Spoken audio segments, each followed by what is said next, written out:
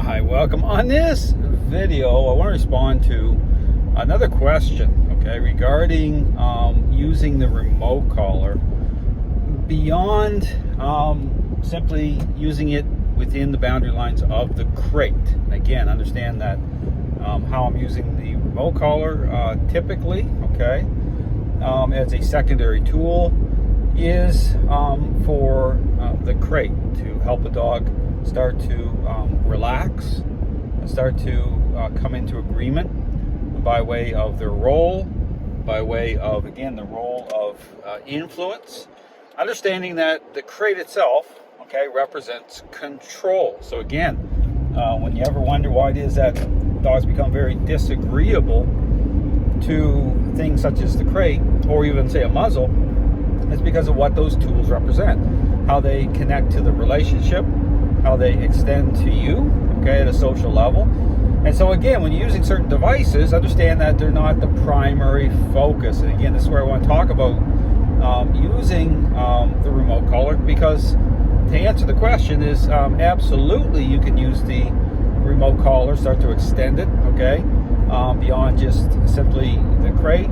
But here's the thing, okay, when you're starting to reverse course, okay, with a dog that has gained a level of control in the relationship, it needs to make sense, okay? Making sense means that there needs to be a direct connection, okay, from you to your dog by way of the core ingredients, influence and control. And a great example, okay, again, a recent dog that I had with me, Odin, a recent example of the issues by way of the remote collar can be seen in that process. And again, Odin being very reactive, okay, by way of the crate, okay, having gained a lot of control in the relationship, being a cane corso, okay, even the level of expressing control in the crate by way of marking behaviors, defecating in the crate, very problematic issues.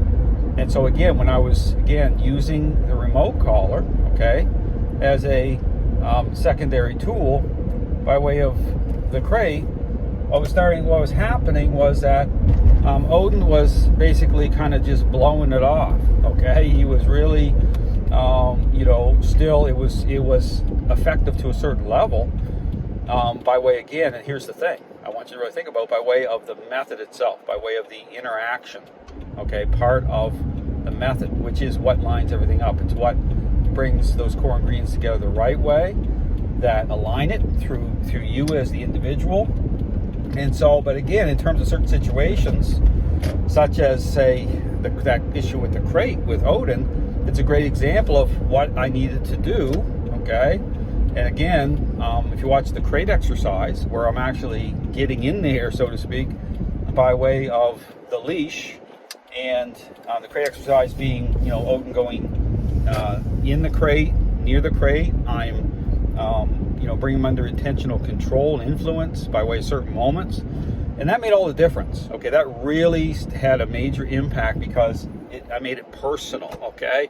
Personal being is aligning through those core ingredients in a very direct way, okay? Understand it's about, it's like having a personal conversation. So understand the personal conversation, okay, is what is needed. That needs to be your primary focus by way of the interaction part of it, okay? Then from there, the way to think about the remote collar kind of answer the question as to, okay, can I start to extend it beyond the crate? Well, the answer is yes, you can, if, okay, the primary focus is having that type of personal conversation at the right level, okay, enough, okay, to start to fade you in where the remote collar now makes sense, okay, makes sense to that level.